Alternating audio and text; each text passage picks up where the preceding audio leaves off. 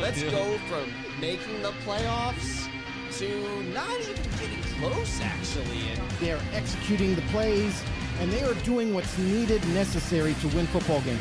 They just didn't show up again. Another team showed up to play with a game plan, executed the game plan, and then the Bills did not. Just a couple of guys, a couple of microphones, and a heck of a lot of no.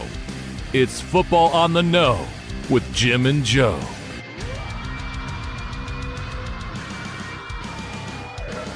what is your guys' opinion on the catch? Because No, it's I always along wanted the to same say it was a lines. complete It's a very catch. debatable I don't think so. catch. Absolutely. What they say, it's not the X's and the O's, it's the Jimmies and the Joes.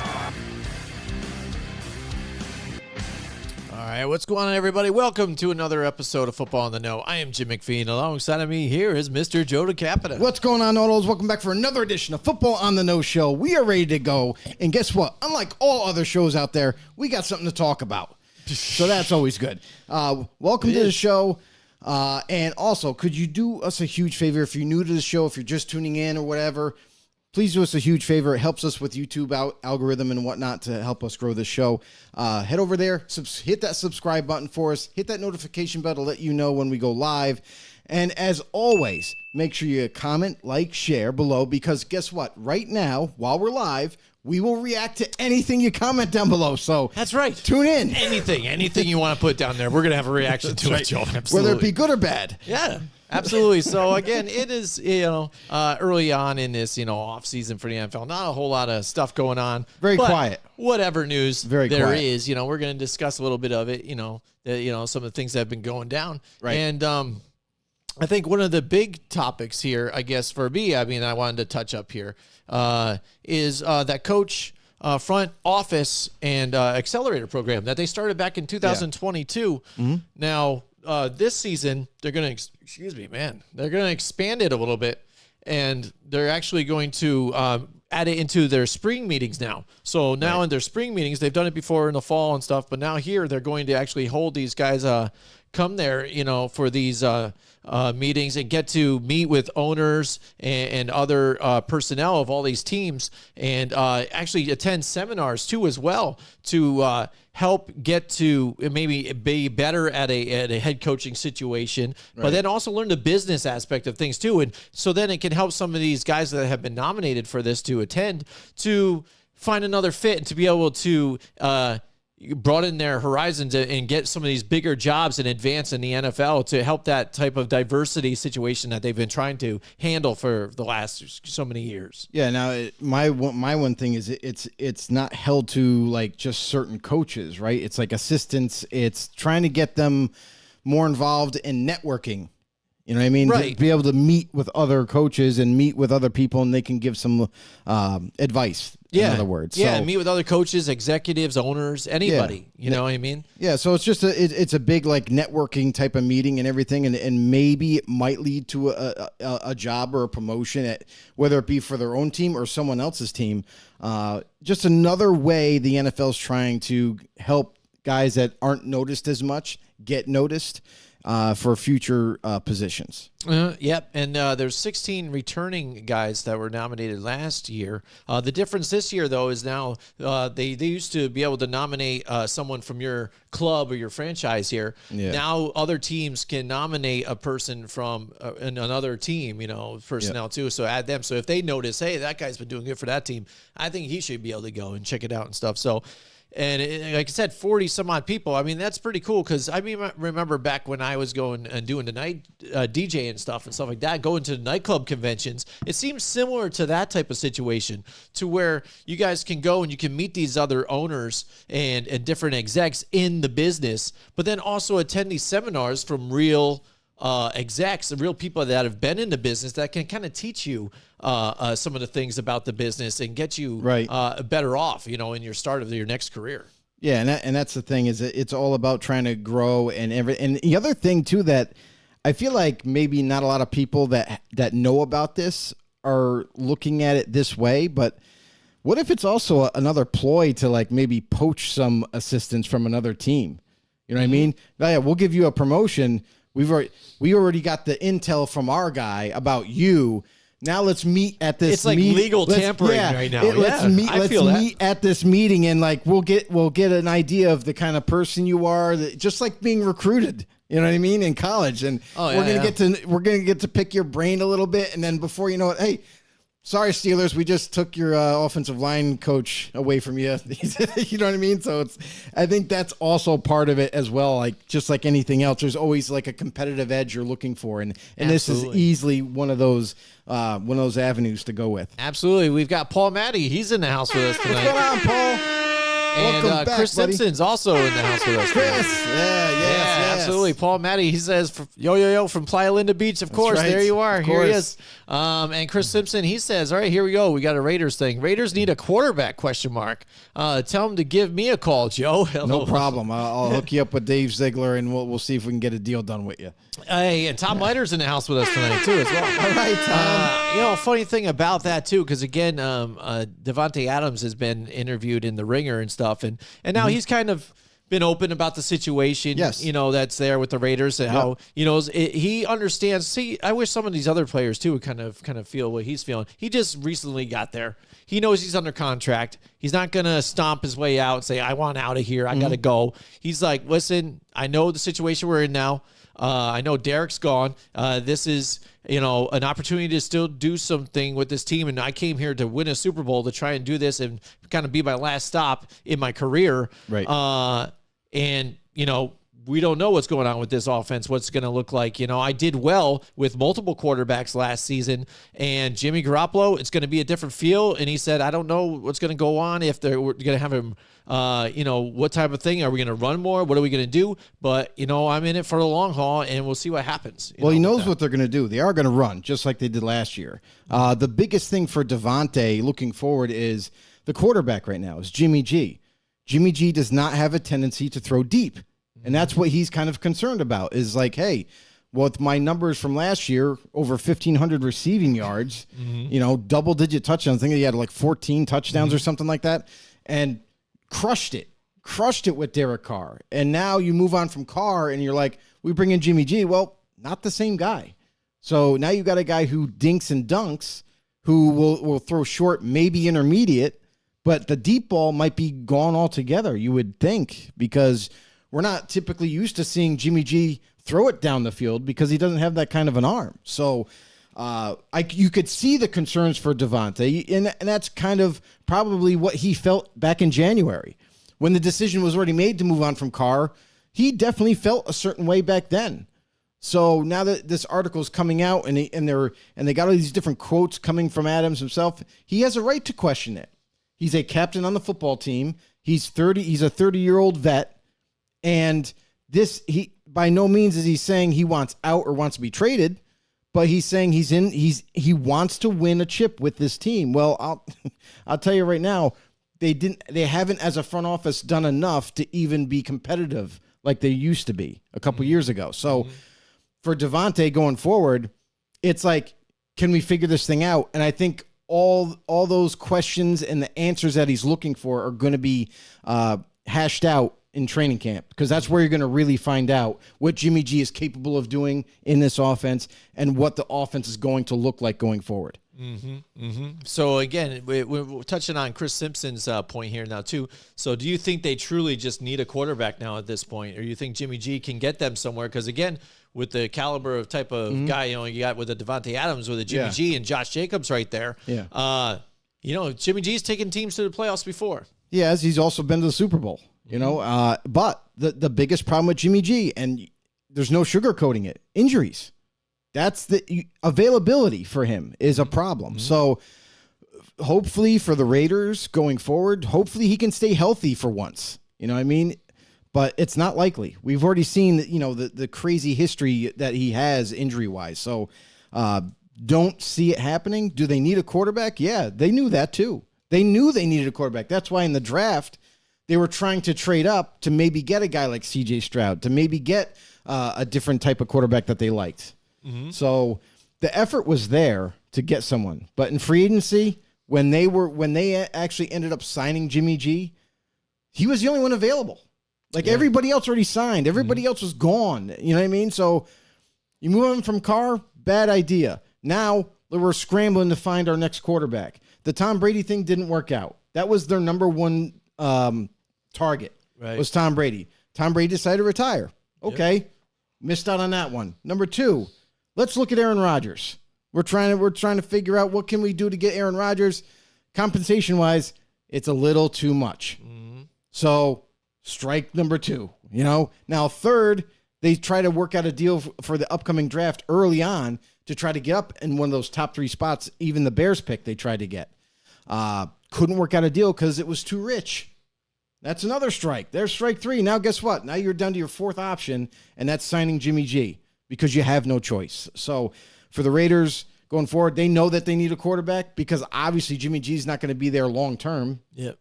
Basically signed a 2-year deal. Yeah. So they tried to get it done this offseason. Didn't happen. Next offseason, try again. Yeah, they couldn't get Tom Brady, so now he's thinking about what was his little part in ownership now, I guess. Well, they're actually in deep talks to get part ownership of the Raiders. That's gotta be awkward. The funny thing is he already has part ownership with the Las Vegas Aces, which is the women's basketball team out there. And guess who owns the Aces? Mark Davis, also the owner of the Raiders. Two and two together. There you go. It's just a matter of time until Mark Davis grows tired of this and says, "Hey, Tom, I'm just going to sign the Raiders over to you." There you go. Yeah, right. Imagine that. Oh man. Al Davis will roll. I was just thinking, what would Al Davis think, right? Unbelievable. But yeah, what do you guys think about that? It's a funny situation. The schedule has come out too, and some of the games I've looked at and highlighted, I'm like, yeah, this could be interesting. But some of them, again, there's a lot of different questions out there, Joe. Especially with the quarterbacks that could possibly be starting for those teams.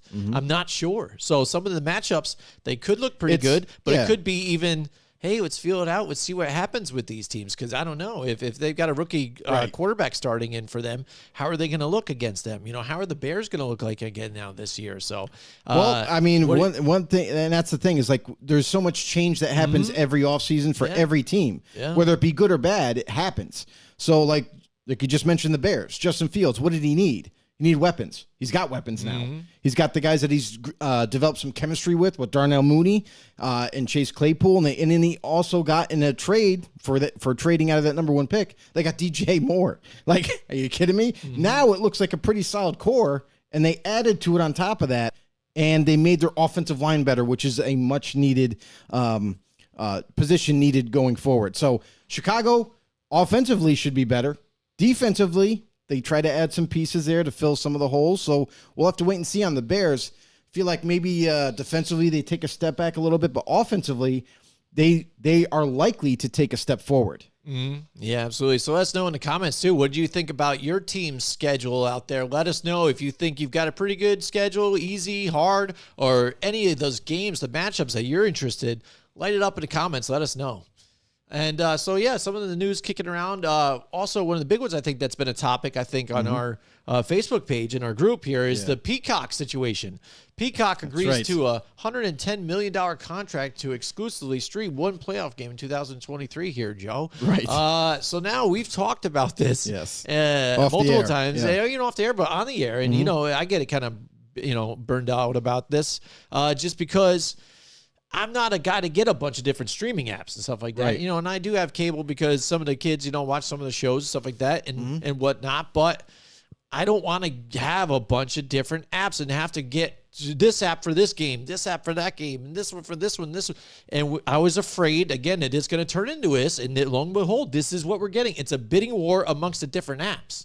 Yeah, I mean, which are the same stations though too, which feeding into money and stuff. But you have Amazon last year, right? Amazon was streaming Thursday night football games, and they had this big deal that they made with the NFL, and it brings that exclusivity to it. You know what I mean? Where like if you don't have Amazon Prime, you can't watch the Thursday night games. So you gotta get it. It's like you have to get it, and some people did. Some people went out and they did get it and everything, but it's like you're limiting your audience that way. Like a lot of people, don't get me wrong, have Amazon Prime already. Yeah. A lot of people do. And that's probably what they were kind of going with. They're like, hey, we can make a lot of money with this TV deal and we're still going to be fine with ratings.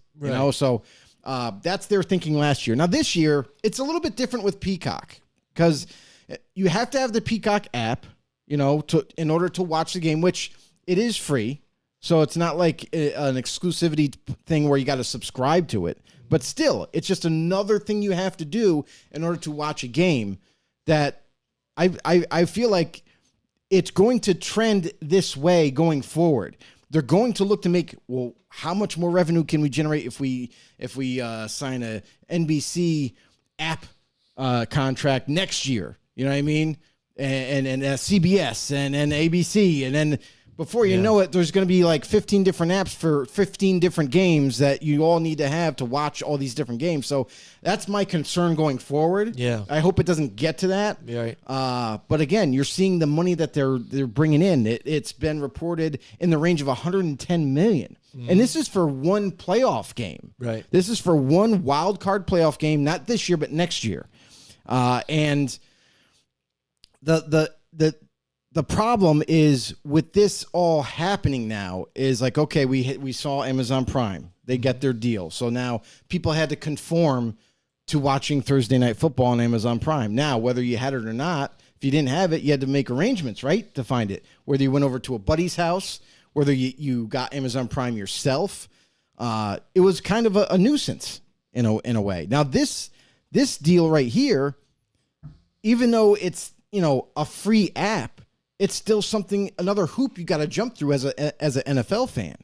So if you want to see your team, if your team is playing in that game, it's like now you got to download this app. You got to if you have a TV capable of doing that, that's a whole other thing. Is like, do you have a TV capable of downloading apps and then you can watch it on your TV? If not, you'll be watching on your phone.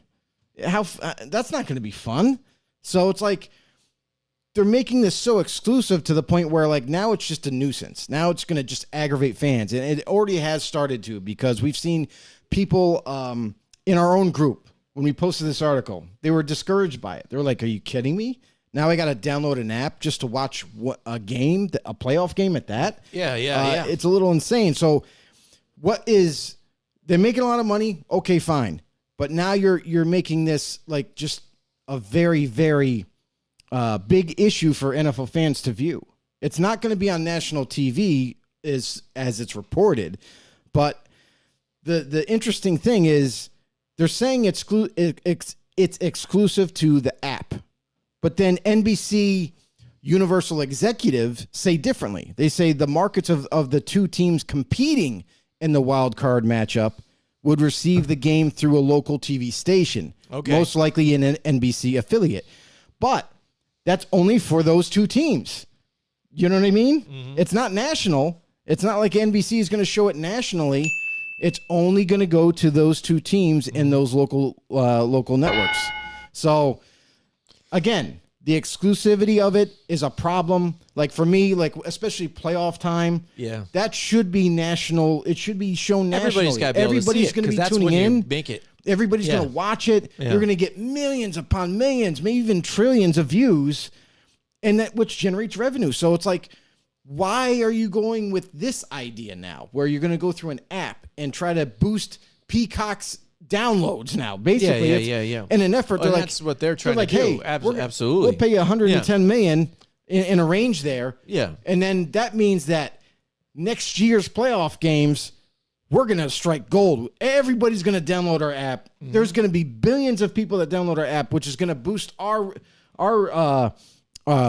revenue in terms of an app being downloaded. So it's like, Jesus, that's what it's going to show you, motives. though, that for a nonprofit organization, they just love to make money. You know what I mean? There's so much money around it. They're signing this because of money. That's the only reason.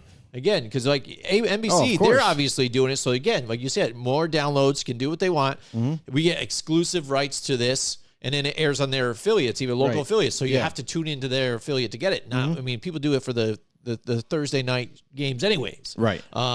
Thursday night in America. But this is what they're doing, and this is the NFL saying, no, we don't want to be so. I mean, they always want to spread the game and be widespread, but you want to be able to hit every audience that you possibly can and spread the word around about this game. Mm-hmm. But for a playoff game, you want to keep it to exclusiveness. Why? Right. Money. Well, hey, if we get enough money, then we don't care. Because, they look at it still that everybody's still going to watch it. They're going to still try to find a way to do it and get it.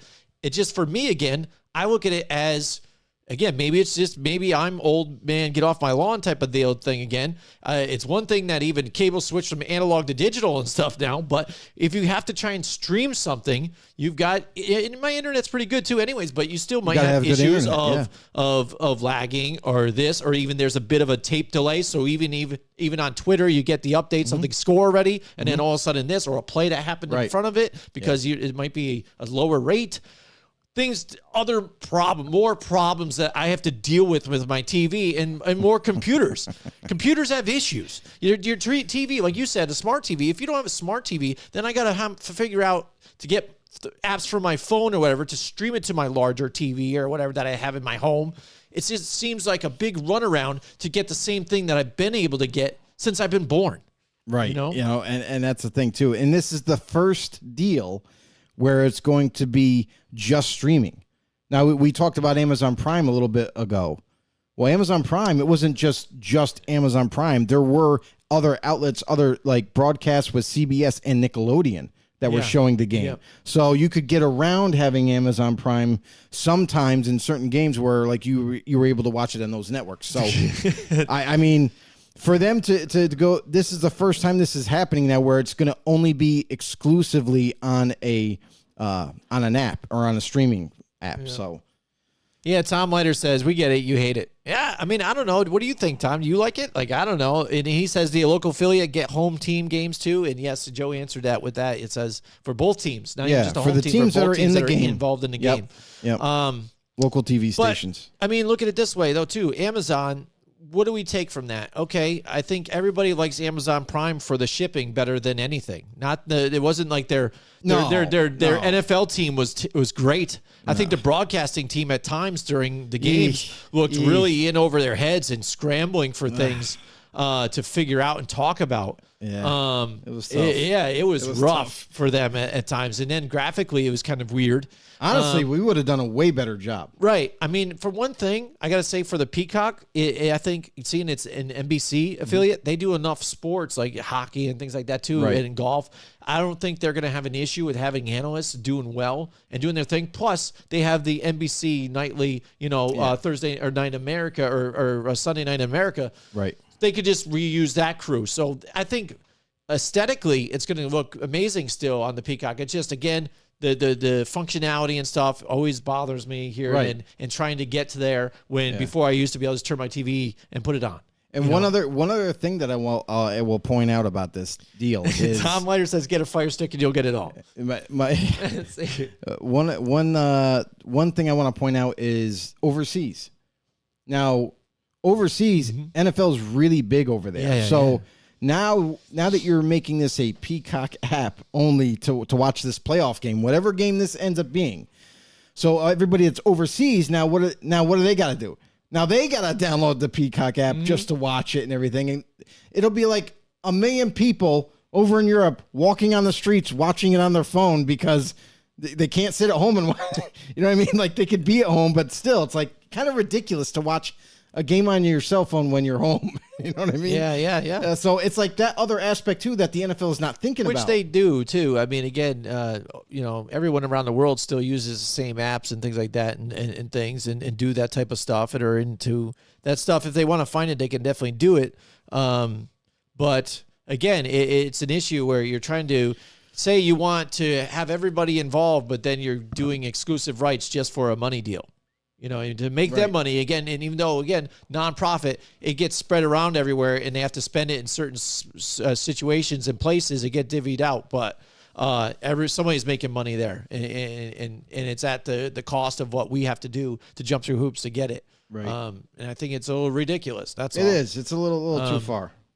Which I think, talking about the Germany and things like that, Europe, I think the German games are getting the better games than London. Doesn't it seem like London's getting crapped on constantly? Because they get 2 like Jaguar games still. At least Jaguars they've kind of turned out to be a little better now coming up. But it seems like Germany's games are better. Well, you got to remember, London was like the first, right? So they started to get like some good games and stuff once in a while. And now that they've moved on, to Germany, they want to give Germany really good games because, we've already done London. And then we're fine with London. But now you're the new kid. You know what I mean? Want to impress. Yeah. So we're going to give you some really good games to watch instead of London. So it kind of makes sense, but you're right. Like I feel like it is a little too favorable towards the Germans. Yeah, absolutely. But the Peacock thing, it's only gonna make me crazier. I know Tom Leiter's looking at me funny and stuff. Like, look at this old dude. But I don't know, man. Like I said, I mean, I got a nice TV, and it's a smart TV too. But for me to put another app on it and all this other nonsense, I just don't like doing all that stuff. Just wait 10 years from now. It's going to be crazy. That's all it is going to be. You know what I mean? Again, and a lot of people ditching cable now and doing the YouTube TV. And streaming. I know there's a lot of people the are doing YouTube streaming situation. I think they put money in on games. So, I mean, it's going to be all over the place. Maybe I just won't watch TV anymore. I'm just going to shut off altogether. Pull the plug. But we can see that, trending already. Yeah. Like Amazon Prime last year. Yeah. Now they're going with Peacock for a playoff game. It's not for the season, obviously. It's just for one game. But still, I feel like this is, a test run, so to speak, for the NFL and for this app to see how many people will download the app, how many people will watch it on the app, whether you can watch it, stream it through your television or not, and see what kind of impact it makes. Yeah. Are they going to reach a broader audience? Are they going to reach a smaller audience? I feel like that's why they did one game. That's why they did a playoff game. They're thinking, well, it's playoffs. Everybody was going to tune in no matter what it is for playoffs. Let's see how successful this could be. Right. If it's successful, that's dangerous for all the fans because that means they're going to continue to do deals like this going forward. The one thing, though, too, I would just like to bring up with this whole situation, too, is, the fact, because we were at Restaurant 605, too, and one other thing that they discussed is the fact that say, when you want to go watch a game, I'll go to the bar and watch it, and they can handle it. Good luck. Well, good luck, because, again, they have to deal with some of this money situation and buy packages, because we had a problem there, like trying to get the Fox games, because, again, it was a different package than they were trying to be sold to them or something by the provider. Right. So you had to put in a certain amount in, and it ends up being a lot of money even for them to shell out just to get these games here at the bar, and things like that. So some of those you won't even be able to go to see at a bar, because it's tough if they decide to, hey, I don't want to get this package, or it's not included in this service that I have. I'd have to get it through the air. So they have to even stream it through a bar on like an open Wi-Fi network or whatever that everybody's trying to tap into, or all this other nonsense again. No, it ends up being a kind of a pain, because it was a kind of a pain for us to try and get together on some of those live shows, to get the games out there. Honestly, when it comes to streaming, if anything, it's going to relieve some of the price point that the businesses have to take on. It's thousands of dollars. Back when the bars were open with cable and everything, it's thousands of dollars just to show the event at your venue. Yeah. As a bar or restaurant. So any business, essentially. So now, if you have smart TVs, now that's the thing too, is like if you don't have a smart TV, you're kind of screwed as a bar or restaurant. Yeah. But we dealt with that too. But if you're smart and you upgrade your TVs and you have all these smart TVs, you just got to download the app and you're going to have the game. It's going to make your venue exclusive for the game. So then you could probably get a lot busier that way, and it doesn't cost you money.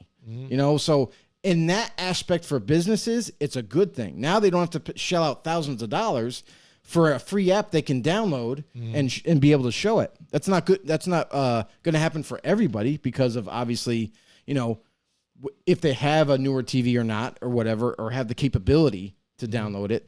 But if you do, that's a huge advantage, and I mean, for other businesses out there that can't, it's going to hinder it. Now it's not about spending money. As long as the apps are free to download, it won't be about spending money so much. Now it'll be like, well, you're just out of it unless you invest on upgrading televisions and downloading all these apps. You're going to be dead in the water. So it's good. There's some positives to it, and then there's some negatives to it. Yeah. So just like anything else. Yeah. But let's we'll have to table it for now, and let's see where it's headed. And Yeah. Hey, how about this? How about this question here? Better investment: the $110 million that the Peacock put into the NFL to get the one playoff game, or the $110 million that CBS gave Matt Ryan to be an analyst.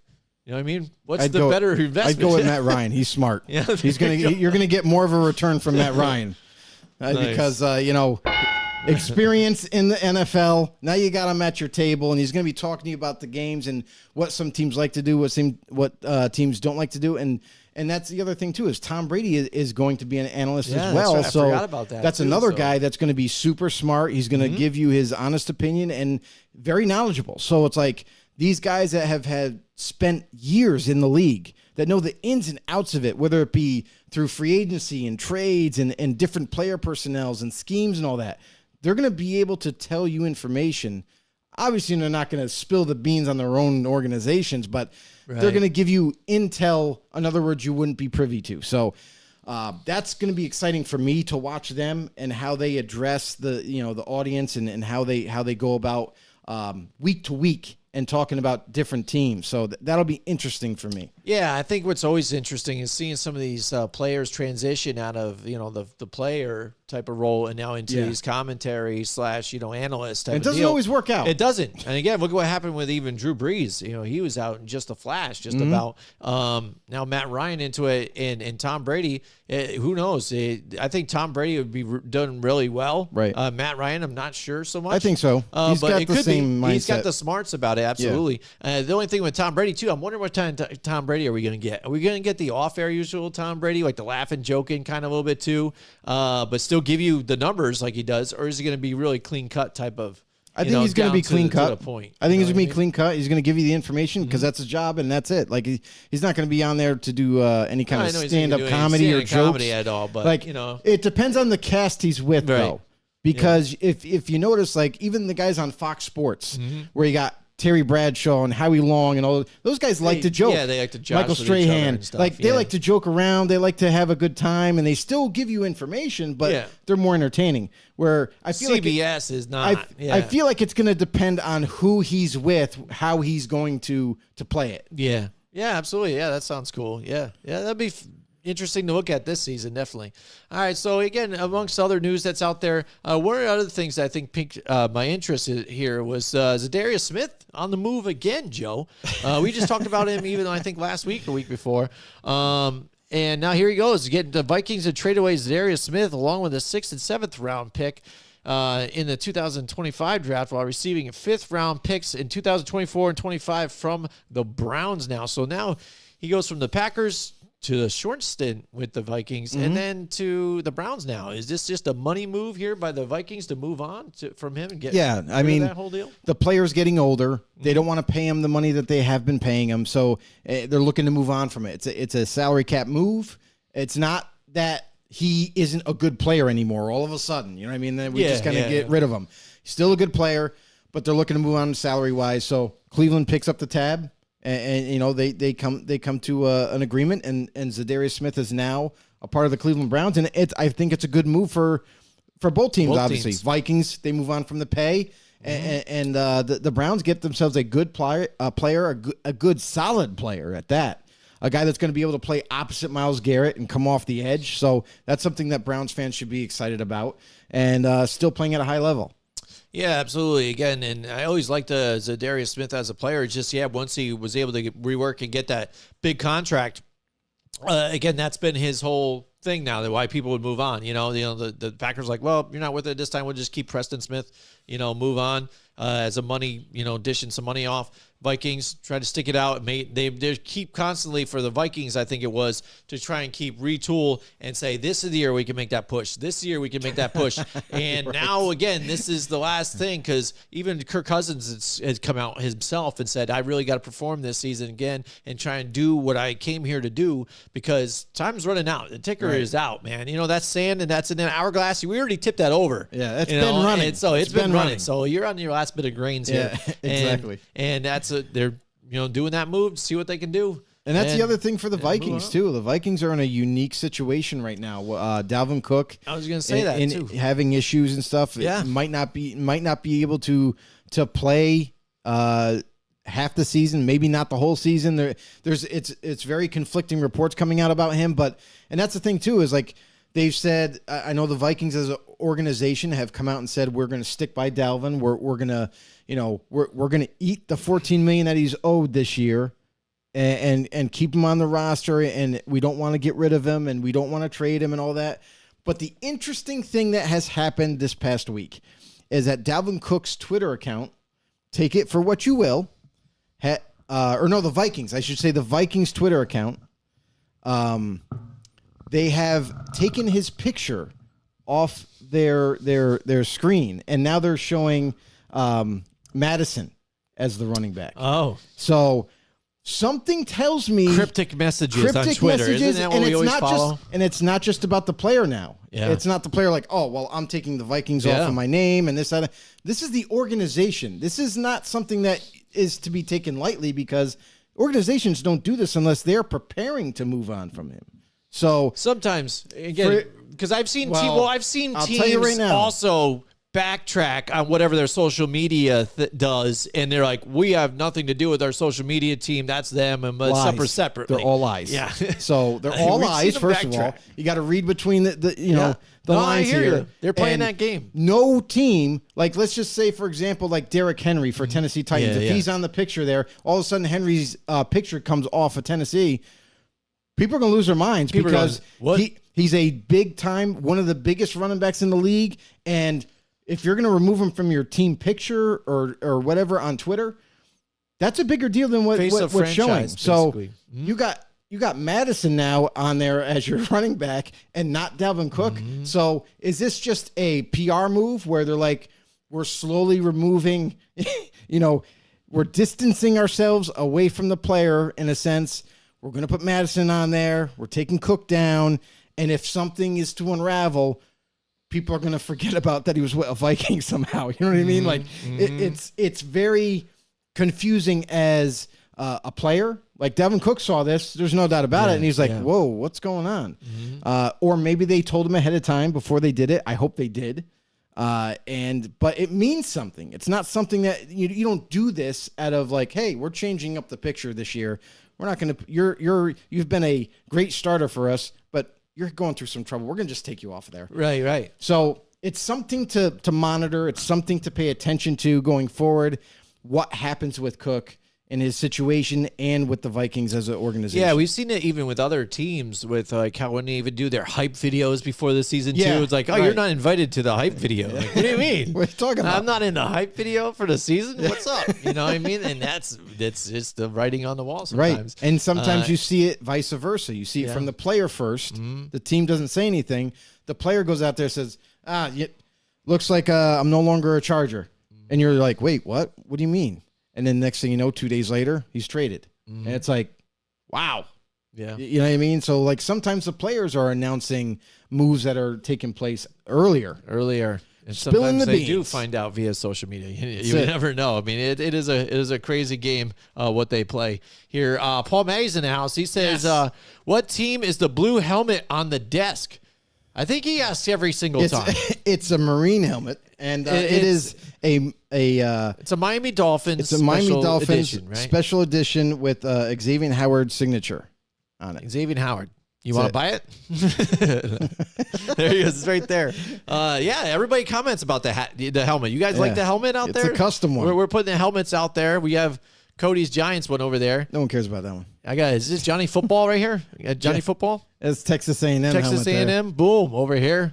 You guys like that? You know, that's nice. We're trying to dress Everybody up the comments studio. about that. Yeah, I got my OCU Manura jersey right here behind me now. It's very unique. That's why. The studio, I got to get a panoramic picture, I think, of this when I get it all set up, because it is getting crazy around here, and it's looking really cool, really man cave / office type of look back here. We're having a lot of fun with it. And then he says, Paul May says, Will Ferrell's Tropics, LOL. Yeah, it does kind of look like that from...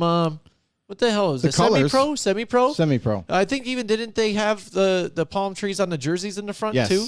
Yeah, that is similar. Interesting, dude. Similar colors. Wonder if that's where they got it from or something. Like, No. they decided to come up with that or something. You know what I mean? Like, let's do a thing like that. But it's cool. I like it when they do that. What do you think about this then, Joe? Sorry to cut you off, but what do you think about this? Because we've talked about different alt jerseys, all this. I think back, when we first started, even too, when Oregon was doing things, they got licensed by. They were the originators. Originators with the chrome and stuff like that. why don't NFL teams do more like of this, Alternates? like alternates, like a bunch of different retro type of things? You know, they do their retro originals and stuff, but some off type of deal helmets and jerseys and stuff, and even auction them off, you know, and things. So I mean, a lot of times it's about the owners and what their thoughts about it. A lot of them are traditionalists. A lot of them don't want to change the uniform. A lot of them don't really want to change much. If they are going to, it's not going to be a huge change. So I would say because of the owners and because of the staff that's in place, a lot of them don't decide to kind of mix it up and maybe change some things. There's some teams that we thought would look pretty sick if they were to change up their uniforms and maybe even their helmets. But it just for those teams, it just hasn't happened, and it looks like it may not ever happen unless they get maybe a different owner. You know what I mean? To come in and like kind of spice it up type of thing. But yeah, there's teams out there. We've seen the Steelers kind of slightly change. They used to have just black helmets with the yellow stripe, and then they went to a yellow helmet with a black stripe. At one point. Yep. They went back to their retro jerseys that look like Bumblebee uniforms. The Bumblebees, the Killer you know what I mean? Bees, yeah. So sometimes they do change it, but they're going back in time. Yeah. But nothing is being changed and modernized for current uniforms. So some teams have done it, and some have looked really good, and then there's others that look like crap or shit. Yeah. So, and some of them you can't even tell what uniform it is. You know. Yeah. So, So I mean, like overall, I feel like that's the reason. You know, I feel like it's more of a decision from up top, and unless they make that decision, you're not going to see your team change too much. You know, like even the Giants. Like look at the Giants. They used to minor change. You know. The NY, and then they had Giants way back in the day where it just said Giants across of it. Then they changed to NY. So little minor and modifications. That's how it was back in the day. And it's kind of funny, because when you kind of look at it, and I don't know about you, you probably would notice this kind of too, because you're a Raiders fan, and they don't change a lot either. They pretty much keep it the same, but minute changes to where, because when you watch older footage too, like even as a Giants fan, I'm like looking even at the helmet there, I'm like, you know, back and watching the Eli Super Bowls, stuff like that. I'm like, look at those jerseys. I'm like, I never realized that they had this and the gray pants more and this and this and blah, blah. And then I'm looking at them now and I'm like, they changed that to white and I didn't even realize that, you know, and stuff. And then you like look even at the face mask, it's not gray anymore, I don't think. Yeah, you also look at their numbers back then too were different. They had white with like a little more red outline. And then you had the blue jersey, so it kind of like popped out a little bit more.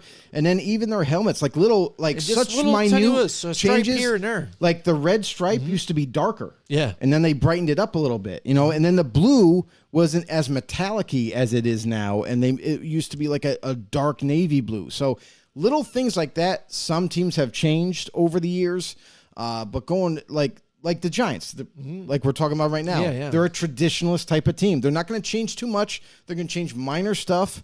And until the O'Hara family decides to like call it quits and not, own the Giants anymore, and maybe a younger owner comes in and says, well, I'm taking over the team, I want to spice some things up, then you might see a change. But and then it even goes for the fans. Like some fans don't want to change anything. They're like, no, I love these uniforms. They're timeless. They're classic. Keep them that way. And then there's other fans that are kind of new age or younger that are like, no, you need to change it up and spruce it up. So you're going to always have those debates. You're going to always hope that maybe something changes, maybe not something changes. But I mean, there are teams where you would like to see, look at the Saints and the Raiders, right? We'll take them because they're both almost all black.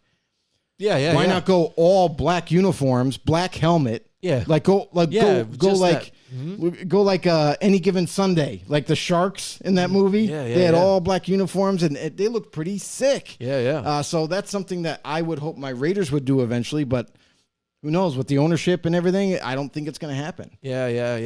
Oh, I know. I mean, and that's what I think it would be cool, even to change an alt helmet and stuff like that, and do along with it, and that's why I bring up even your Raiders too, because again, if to me it seems like they haven't changed the jersey at all, but there might have been just a minute stripe that was there that was not there before and stuff like that. Even the Giants, like I haven't even noticed. Like I'm like, oh, they're the same, and then I'm like, oh, they're not Yeah, the they're same. not the same. I'm like, yeah, and then, see, that's what I mean. Right. I haven't noticed it. Maybe that's what they're looking for. When you Gradual compare little them. minute changes, so it doesn't ruffle so many people. Yeah. and you just And do like your for- thing. and like for even the the Ra- NY, the way it looks has Yeah. changed. Oh, since yeah. then. Yeah, And I didn't even absolutely. realize. Yeah, and that's the thing. Like even with the Raiders, like why not chrome helmets?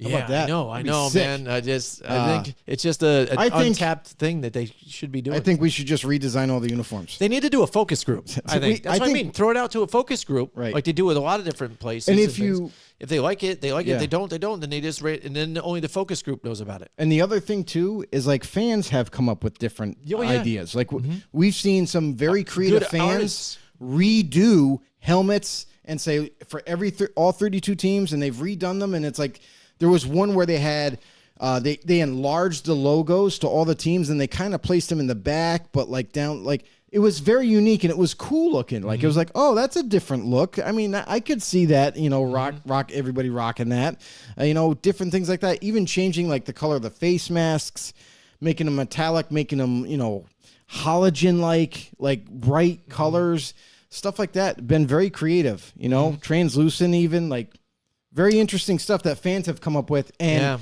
then when you see that as other fans look at them like, yo, that would be sick. And everyone's going crazy over it. And then the team probably looks at him and be like, nah, we're not doing that. Get it out of here. Yeah, So, absolutely. It is what it is. Yeah, it is what it is. I mean, speaking of which, too, I like the Texans, what they did with the red helmet, too. I thought Yeah. that looked really sharp. Yeah, what they that was did different, right? last They year. changed that color. It looked good. It looked good. Absolutely. So again, we just covered a few things there for headlines that are going around there. Let us know in the comments if you guys something you want to bring up as well. I mean, we just went to a conversation about helmets just because of that one. Imagine but that. People seem to love that helmet, Joe. Yeah, maybe we I just mean, it's auction cool. that thing off. It's know? cool. It's People definitely love it. cool. But hey, if you go to any of our live shows around here, we're always doing giveaways too. So if you like stuff That's like right. this, come check it out. Absolutely, we're going to be hitting it big this year. We appreciate you guys and Right. all the sponsors out there. Again, if you haven't yet, go to the YouTube page, hit the like button, hit the subscribe button, notification bell, which you know whenever we go live. And we're also on Facebook still too. If you haven't watched on Facebook, come join our Facebook group, Football on the Know Show. And anywhere you get your podcasts, absolutely. iTunes, Spotify, you name it, drop a follow on there. Bring us along with you. Listen, you could be busy at work, but you could be breaking up the monotony of work with us screaming in your ear about football. So Absolutely. So again, Joe, there's still some free agents out there, some good ones. There is. Despite we got the draft that's already happened and stuff. Guys filled their rosters, but we got to see teams tackle free agency first, fill some spots they need, and then they wanted to go into the draft and grab the rest. And since then, they've got some undrafted, free agents that they grab. But then you still got some veterans out there that are kicking around that can really make a place, I think, in a specific team, in a specific location, maybe even just at a specific time in the season. Now we're going to go through a few of these players here. I think there are key players that I think could find a nice spot on some of these teams, and what situation would be nice for them. yeah, and that's the thing is like it's funny how it works. You got free agency in the beginning of the offseason. Everyone goes crazy over that. Sign this guy, sign that guy. Then you have the draft. And then it's back to free agency again before training camp hits. Because then you got cuts. anything that you miss in that window, you're like, that's all right. We liked a few guys that were still available, so we're going to probably pick them up. And then you're right. And then you have the cuts at the end of the year at right before week one is when you get the massive cuts. And that's when there could be even more veterans available that you could just pick up before you start, So, but this year's, just like any other year, same cycle, and now we're here once again. I'm just gonna say this, like according to NFLTradeRumors.com, their top 3 free agents are Leonard Floyd, Jadeveon Clowney, and Frank Clark, all edge rushers, all 30 years old. The problem with them though is they're very different from each other. Leonard Floyd, I see, is just like a pass rushing specialist.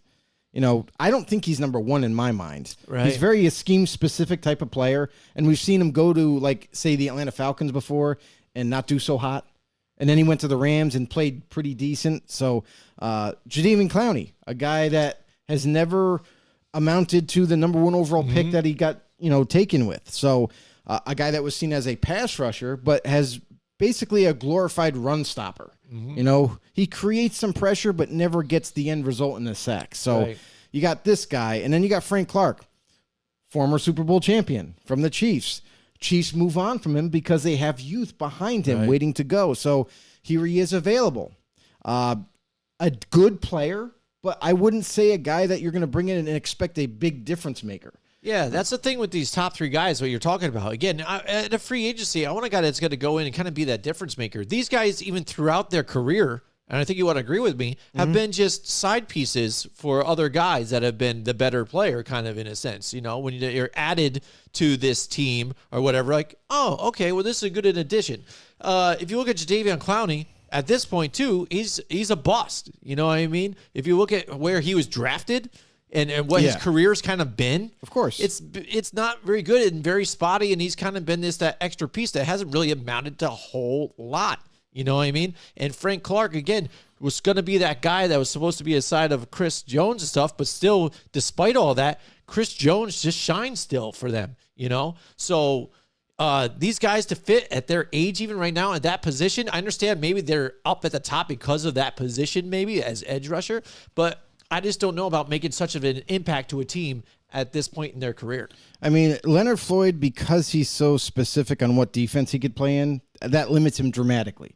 Like that now, if all those teams already have a guy like him in place, he's not going to get signed.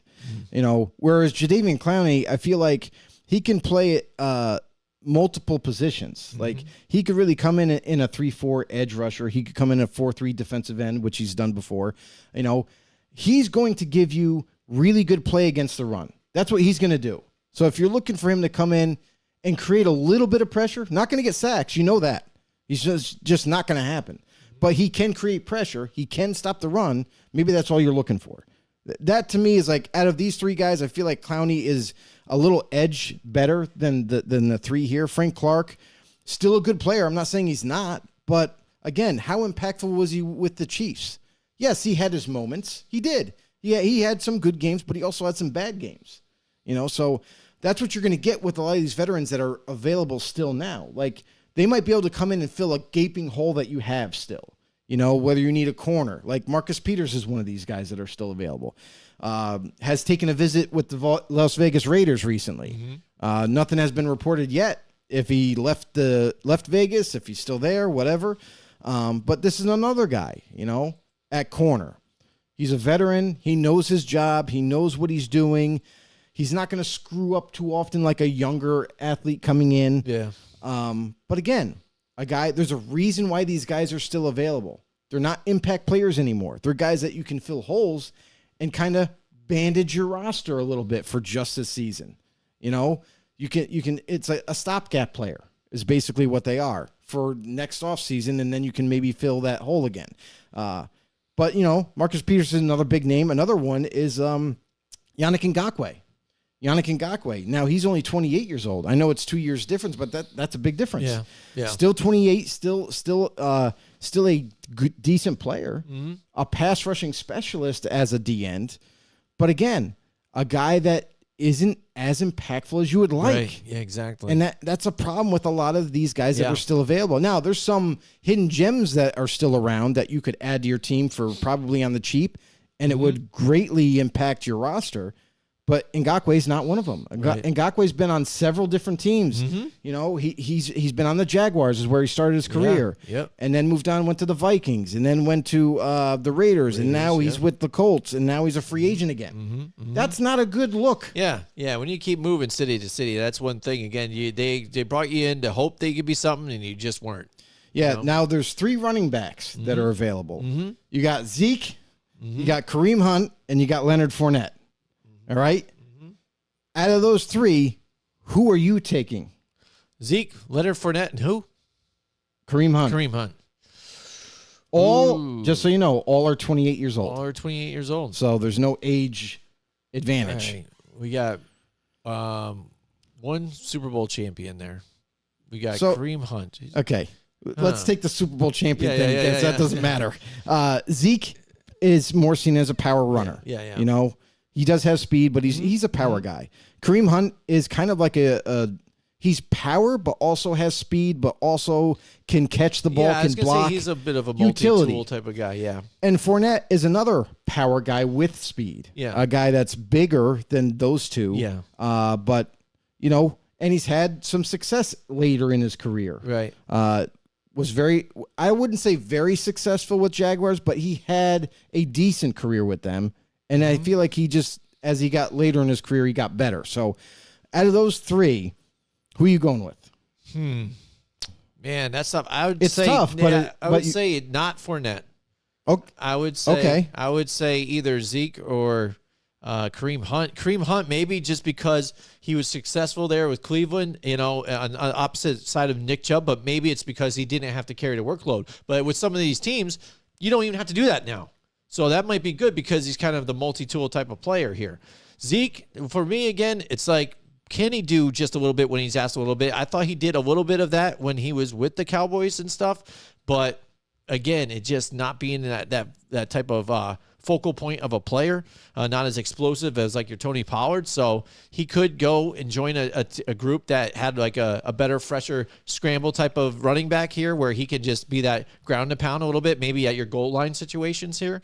That's what I kind of see, I guess, those. But maybe I would say Kareem Hunt on the cheap. I would say Kareem Hunt all day long. It's not even Yeah, close there you for go. me.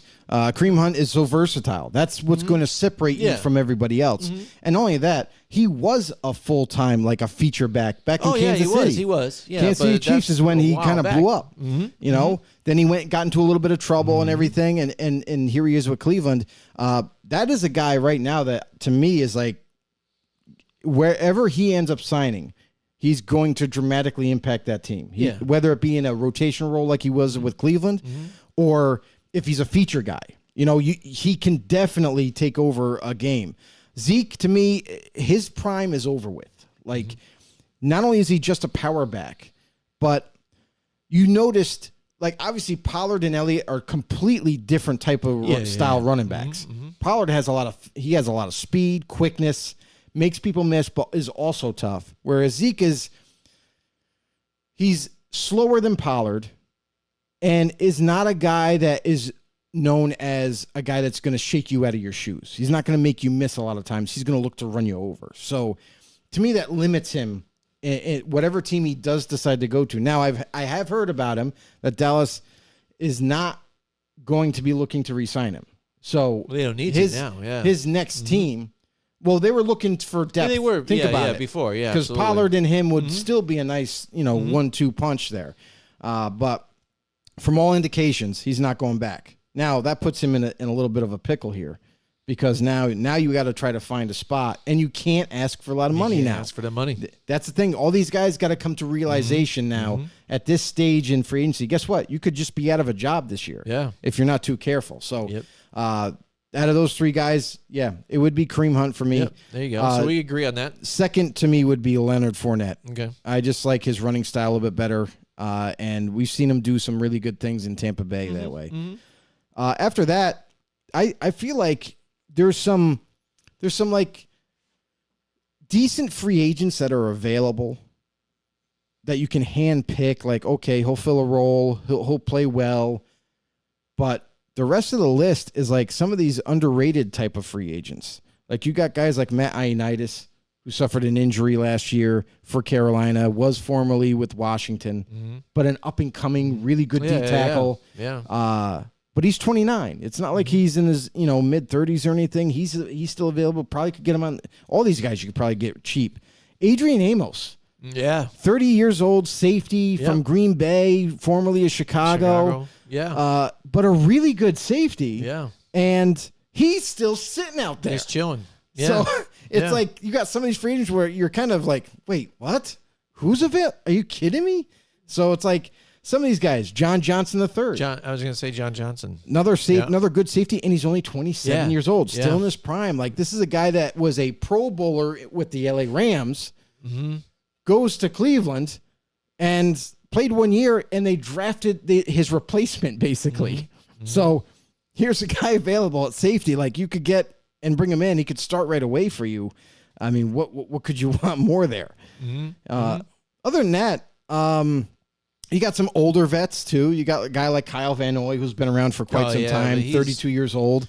On his way out. Still a really good player, though. Yeah. You know, still No, can get it done. definitely. Shelby Harris, I feel like, is an underrated D lineman. from the Seattle Seahawks. yeah, Guy that was really wreaking havoc in the backfields. But again, his age comes into factor. Yeah, he's 32 years old. Older, yeah. 32, you know. And another guy who has been injured often, Byron Jones. Yeah. Was once a high caliber shutdown corner, 30 years old, coming off a leg injury. You got to wonder, is he healthy enough? Can he play? Is he 100%? If he is, and you test him out, I'd say if a team is looking for a corner, bring this guy in on a very cheap deal, approve it like a veteran minimum type of deal, 1 year, see if he can last, see if he can outperform everybody. You could potentially get a steal here. Was he also the guy that went out on social media though and said about recovering from injury and stuff like that? Like, you know, it's crazy what you have to go through and things like that, and the drugs you have to go through and all stuff. So he warned a lot of players about it and things. So I don't even know if he's looking for a place to play then. Oh, no, he is, because he tweeted that out too. Okay. Which is funny because weird that he contradicted himself. Yeah. Really? He contradicted himself. He's like, I don't know why anybody would want to keep playing in these conditions and all the stuff you got to take just to keep going. And he's warning all these players, but you're warning players that already know they're in the NFL. Like, it's not a secret.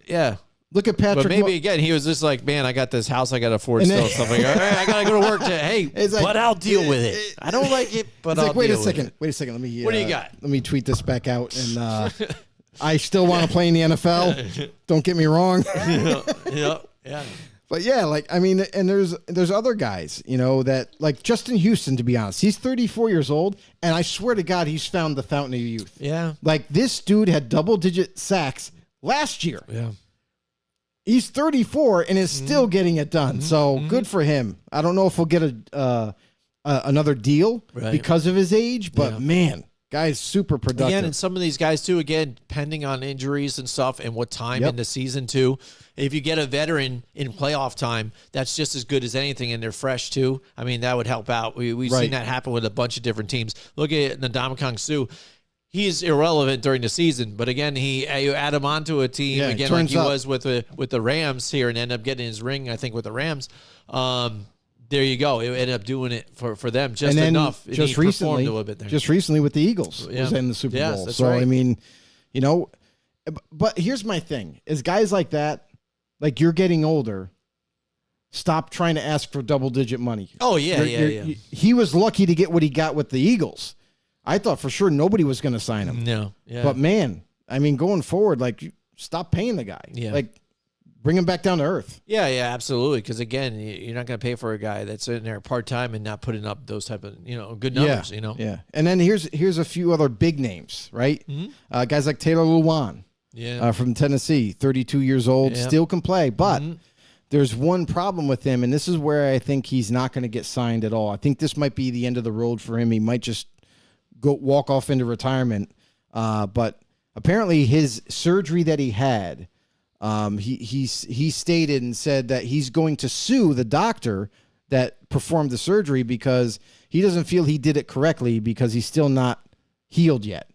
So there's that whole thing going on. So that you can just assume that, now that he might have to get another surgery to correct it if it is screwed up. And that's just going to delay him even further. And then at that point, there's no point in coming back. Yeah. Other guys that probably could find teams that are decent players. You have guys, big names, Akeem Hicks, a guy that has been seen as one of the better D tackles in this league for quite some time. But he's older again, too. 33 years old. Yeah. He was on Tampa Bay last year. Did a pretty decent job for them. But again, all these guys are going to be 30 or older. Yeah. You're lucky if you find guys in their 20s at this point in free agency. You got guys like Trey Turner, 30 years old, really good guard, was once a Pro Bowler, available. You know what I mean? These are like guys that you can bring in. Julio Jones, I don't think he gets another deal. Like, he's 34 years old. It's probably the end. Like, this is it. Your last hurrah was with Tom Brady. Trying to chase a chip. You couldn't really even get it done there. So, I mean, that's got to be your last opportunity. Yep. Maybe one day deal with the Falcons, retires as a Falcon, and then be done. You know what I mean? I could see something like that, some dumb thing like that. Yeah. Besides that, nothing real. And the other crazy thing too is like you got some guys that are still productive, like guys like Robert Quinn, guy who's 33, but has been a menace off the edge, even later in his career. So there's him. There's guys like Gabe Jackson, 32-year-old guard, still can perform. Anthony Barr, 31, linebacker, can do everything well. He's still available. Quan Alexander's still available. Like, there's other guys out there that can really make impacts. Even though they're older, you're not signing them long-term. You're signing them for 1 year. Yeah. So what's the harm in adding these guys right now? Yeah. Again, those guys, it has to be right situation, especially when you're at that age with some of those guys. Yep. It is what it is. And Marcus Peters at this point too, he's got to be just added on because when you look at even guys like that, where it's a corner safety situation, if you're a playoff team and you already have your set corners though too, and then all of a sudden it's like, all right, we're going to throw Marcus Peters in as our nickel guy or something like that, or inside, or add him on top of a depth onto it, then you're kind of like, oh no, because now even you throw him on there and now he's on your third receiver or this and that, and then all of a sudden you're like, okay, that this team's got even a little better, and they were good before. You know what I mean? That's a type of situation I think that we start to see going further in the season with some of these guys. Right, and also there's also the scenario that plays out where you sign these guys and they just don't make the team. Like they get outperformed by the younger guys.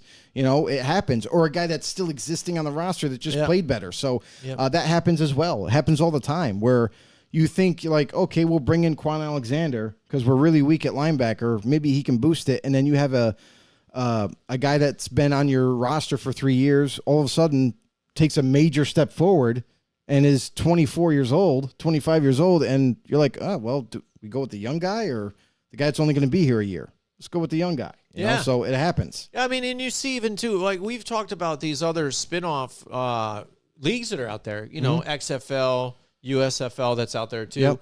What about DiNucci here? Ends up getting a deal with the Broncos getting signed and picked up even too. And we've seen that little spurt that he had like with the Cowboys and stuff kind of did all right at the quarterback. But even teams reaching out to those type of players that are in those other organizations and signing them to deals, not just their NFL free agent pool, but bringing some of the guys like that in. I have a funny story about DiNucci.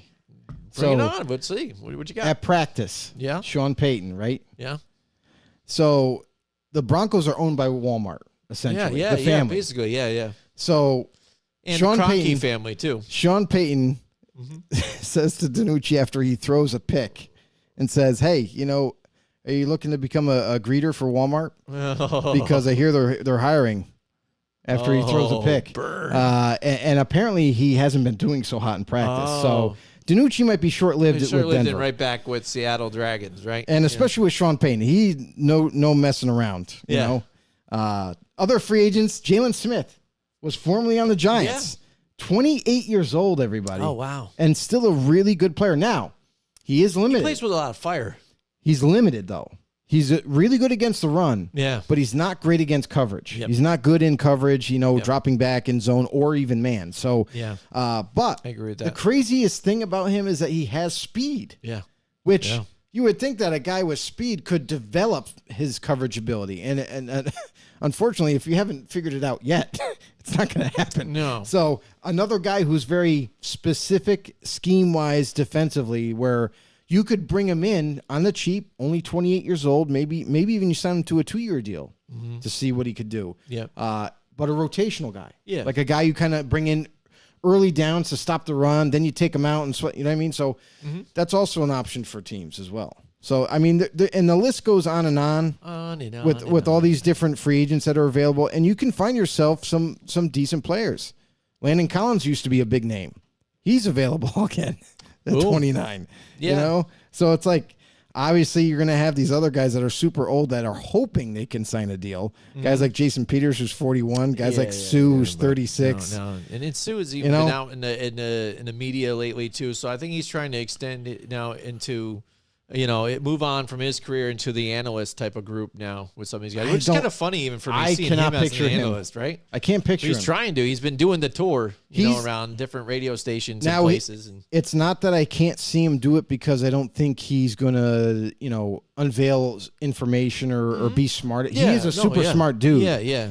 But picture that dude sitting in the booth, like, is the size of half the table that is in front of him. Oh, it is kind of funny to notice those guys. It's like he's built for radio, maybe, and not TV, but I don't know. Yeah, it is. It is kind of funny to see them trying to transition from that, but who knows? You know what I mean? Yep. We've seen it before. I mean, we've seen guys like, look at Shaq for TNT and basketball. I mean, dude's massive, and he's sitting there talking basketball to everybody. I mean, geez, Yeah, it's right. crazy. Exactly. But But yeah, yeah. I mean, they're out there. You're gonna find them, but I mean, And we just touched on a few of them. If Yeah. you want to, I know NFLTradeRumors.com. If you want to head over there, they got them rated. Now it really doesn't mean anything. It's just their opinion about where these free agents rank Yep.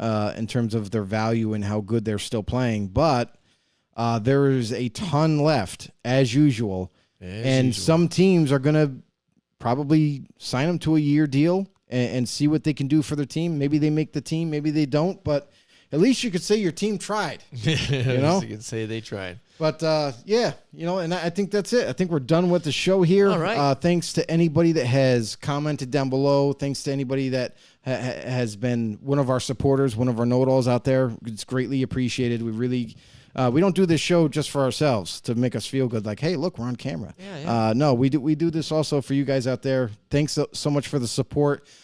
Also for our sponsors, for everybody that's been involved with the show. It's been amazing. We've had a laundry list of people that have really helped us out. Thank you guys so much. Beyond that, if you've lasted this long, just do us a huge favor. It's not only going to take a second. Head over to YouTube, hit that subscribe button for us, and hit that notification bell to let you guys know when we go live. That'd be a huge help for us. Helps us kind of grow in the algorithm, get us noticed a little bit more. And also, share us to anybody that is down with football. That's what this show is about. We're about, having a little conversation sessions here about different topics, and we'd like to have them with you. So share it to any family, friends, anybody that's down with football. All right. Sounds amazing. And we'll see you guys next week. Maybe Cody will show up. See ya. Join us next week from 8 till 10 Wednesday nights for more Football on the Know with Jim and Joe.